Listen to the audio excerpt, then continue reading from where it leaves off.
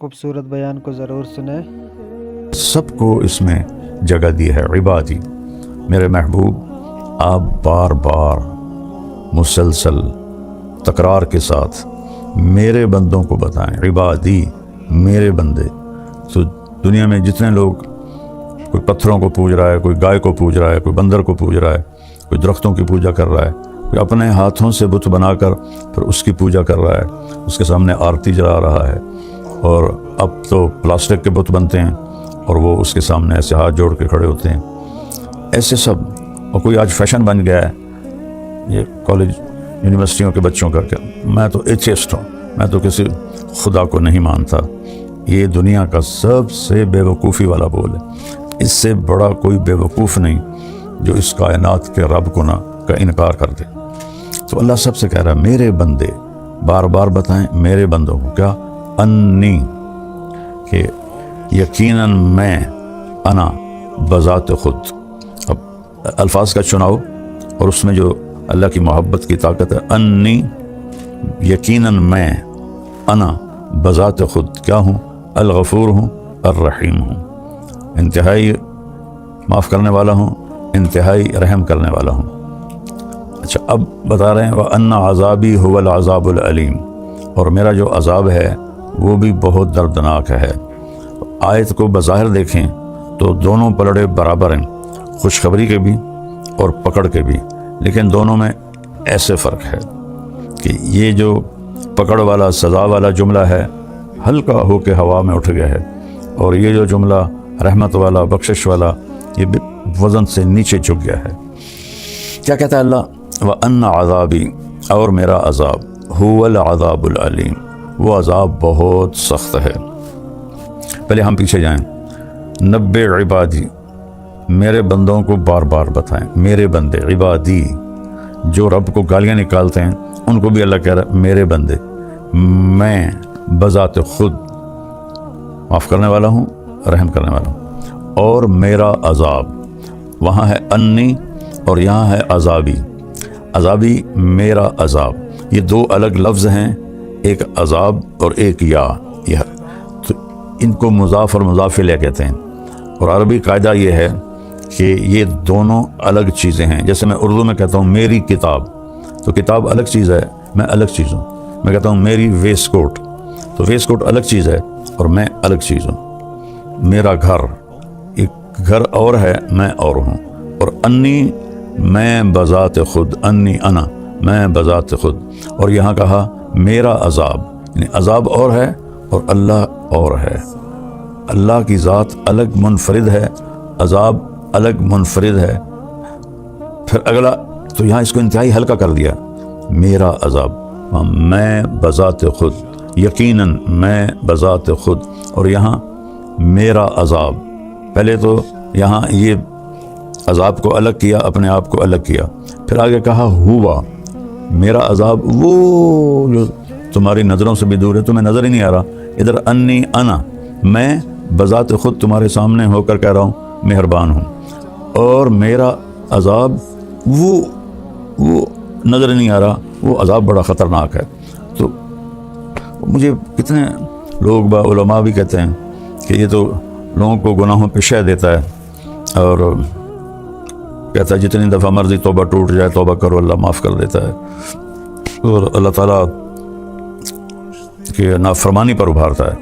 بھائی میں تو آپ کو قرآن سے بتا رہا ہوں، اللہ کے نبی کے فرمان سے بتا رہا کہ میرے رب نے رحمت کو کیسے بیان کیا اور اپنے غضب کو کیسے بیان کیا، دونوں کا وزن کر کے آپ کے سامنے رکھ دیا ہے۔ میرے نبی بار بار بتائیں میرے بندوں کو، تو میرے بندوں میں کتنا پیار ہے، کوئی قید نہیں یہ ہندو ہے، یہ مسلم ہے، یہ سکھ ہے، یہ عیسائی ہے، یہ یہودی ہے۔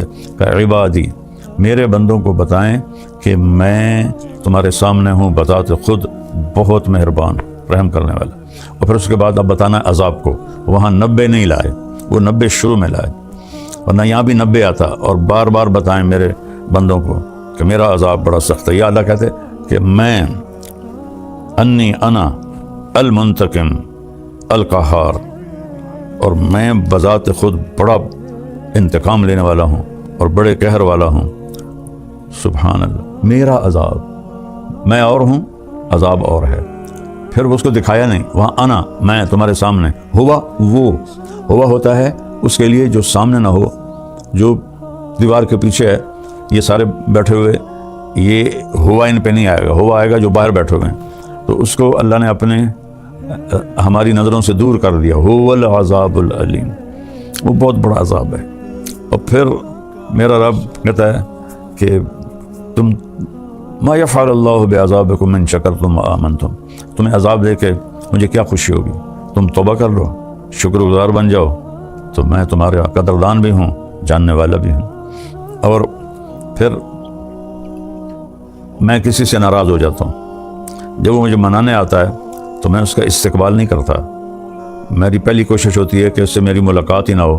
میں اپنے ملازم سے کہتا ہوں ان سے کہو واپس چلے جائیں، وہ گھر پر نہیں ہیں، یا وہ ملنا ہی نہیں چاہتے، تو وہ منت کرتا ہے۔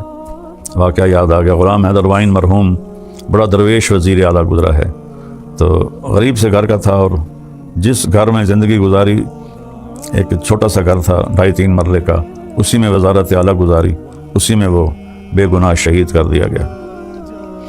تو وہ تلمبے میں ایک چودھری تھا جس کے ووٹ تھے 100-200 ووٹ تھے، وہ حیدر وائن سے ناراض تھا، تو غلام حیدر وائن مرحوم گیا اس کو ملنے، تو اس نے دروازہ بند کروا دیا اور ملنے سے انکار کر دیا۔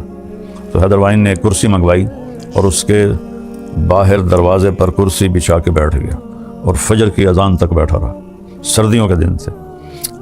یہ بات مجھے وہ آدمی خود سنا رہا ہے، کہتا پھر مجھے بڑی شرم آئی اور میں نے جا کے دروازہ کھولا اور ان سے ملا۔ یہ ہوتا ہے ہمارا معاملہ جب ہم کسی سے ناراض ہوتے ہیں۔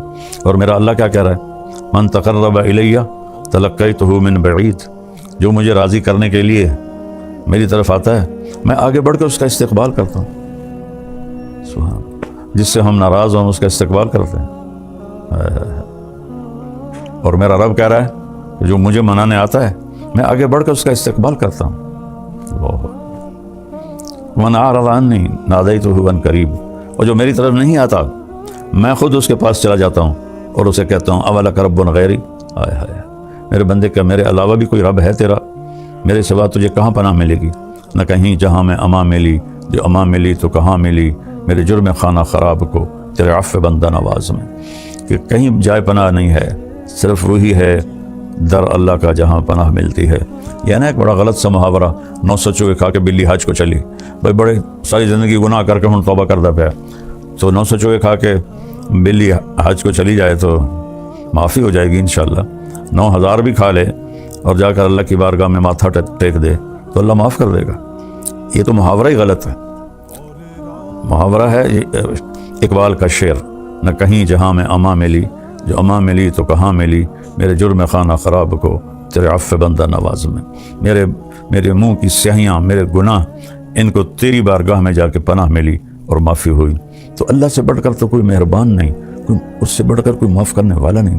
زمین کہتی ہے اللہ اجازت دے میں پھٹ جاؤں، ان کو نگل جاؤں، سمندر کہتے ہیں اللہ اجازت دے میں چڑھ جاؤں، ان کو بہا دوں، فرشتے کہتے ہیں اللہ اجازت دے ہم اتر جائیں، ان کی گردنیں اڑا دیں، تیرا کھا کے اور تیری نافرمانی کرتے ہیں۔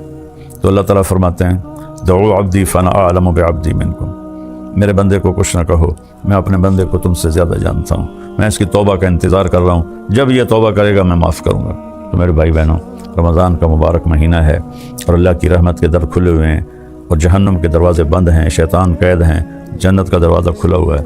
ہم سب مل کر اپنے گناہوں پہ توبہ کریں اور اللہ کی بارگاہ میں معافی مانگیں۔ ہمارے تو گناہ ہی تھوڑے سے ہیں، میرا اللہ تو کہتا ہے اتنے گناہ کر کے آسمان کی چھت کو لگا دے، پھر صرف ایک دفعہ کہہ دے یا اللہ معاف کر تو سارے معاف کر دیں گے۔ میں یہاں عائشہ مسجد میں بیٹھا تھا، 4 نوجوان آئے، کہا جی مولانا صاحب ساری زندگی نہ نماز پڑھی، نہ جمعہ پڑھا، نہ عید پڑھی، نہ روزہ رکھا، زندگی میں 2 روزے رکھے وہ بھی شراب پی کر افطار کیے، تو ہمارا خیال تھا ہماری کوئی بخشش نہیں، لہذا ہم نے جو موج کرنی ہے نا بھائی یہاں کر لیں، آگے تو آگی ہے۔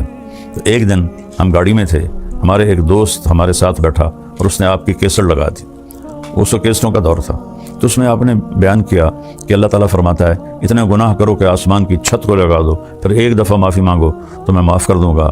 تو مولانا صاحب ہم نے کبھی زندگی میں نہیں سنی تھی یہ بات کہ اللہ اتنا معاف کرنے والا ہے، ہم تو سمجھتے تھے اب ہماری بخشش ہی کوئی نہیں۔ اس حدیث کو سننے کے بعد ہم نے توبہ کی اور قریبی رمضان گزرا تھا کہ سارے روزے رکھیں، ساری نمازیں پڑھی ہیں، تراویح پڑھی ہے اور ساری چیزوں سے توبہ کی ہے اور 5 وقت کے نمازی بن گئے ہیں، تو اللہ کی رحمت سے تو حوصلہ بڑھتا ہے۔ پہلی دنیا نا امید ہوئی پڑی ہے، ان کو اور ڈرا دھمکا کے نا امید کرنا، یہ میں تو اللہ کی رحمت سے جوڑتا ہوں اپنے بھائی بہنوں کو، ساری دنیا کے انسانوں کو، کہ اللہ کے سامنے جھک جاؤ، اللہ معاف کر دے گا۔ اللہ کو معافی پسند ہے، محبوب ہے۔ ندامت کا آنسو ہزاروں نفلوں پہ بھاری ہوتا ہے اللہ کی بارگاہ میں۔ تو میں بھی توبہ کرتا ہوں، آپ بھی توبہ کریں، اپنے اللہ کو راضی کریں۔ السلام علیکم۔ اچھی ویڈیو کے لیے میرے ساتھ جڑے رہیں۔